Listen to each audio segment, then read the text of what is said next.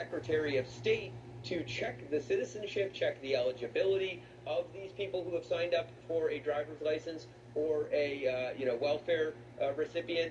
But the Secretaries of State are chosen in some cases by, let's say, George Soros, as is the case in Michigan, a huge, important swing state with Jocelyn Benson. We know the problems in Arizona. It is Secretary of State Adrian Fontes who is the one who wants non-citizens to be able to vote, or says that there shouldn't be a citizenship check. And so once these voters in states where it's very easy to get on the voter rolls get on the rolls, then there's a massive legal effort to get them off, and everybody accuses the governor or whoever it is of the state. In Virginia, Governor Youngkin, to his credit, audited the rolls, cleaned them up. But everybody accuses you of being, evil and a terrible person, and you're just trying to make it so that people can't vote. That's not true. He gets sued. A clean election.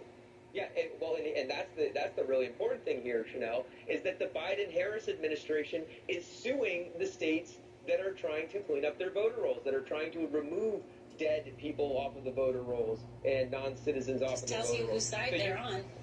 So your taxpayer money is being used to keep your election less secure. It's an outrage.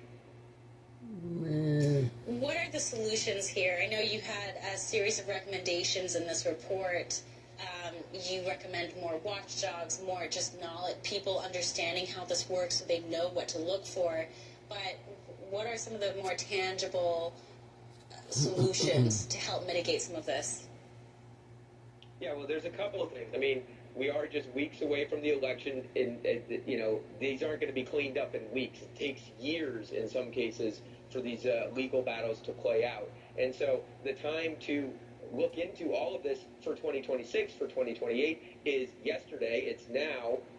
But something that the report does is it lays out, and I give credit to Bill Clinton's National Voter Rights Act law from 1993, because what that law does is it places the responsibility of having clean voter rolls, of having free and fair elections, in the hands of pretty much one person per state. That would be, in most states, the Secretary of State, but the law designates a chief election official, and that is where the buck stops. And so that person is responsible for cleaning up the election. If they don't clean it up, you need to know who they are. You need to look at this report, because in the appendix, we have the phone number and the email address of everybody's Secretary of State or chief election official.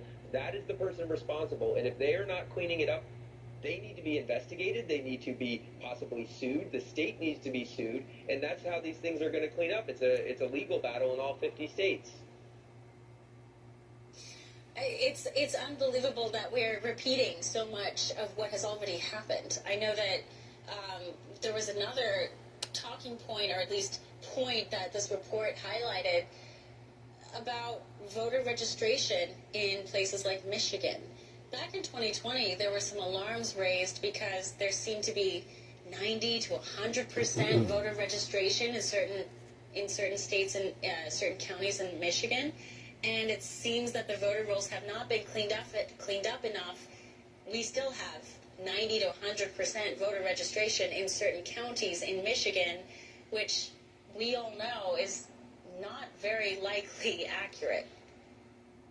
Yeah, no, we know for 100% fact it's not accurate. And 91% of the counties in Michigan, that is the vast majority of Michigan, they have a voter roll that has over 90%, and in some cases 105%, 110% of the actual eligible voters. It's impossible for them to have that many people on the voter rolls, because there's not that many citizens of the age to vote.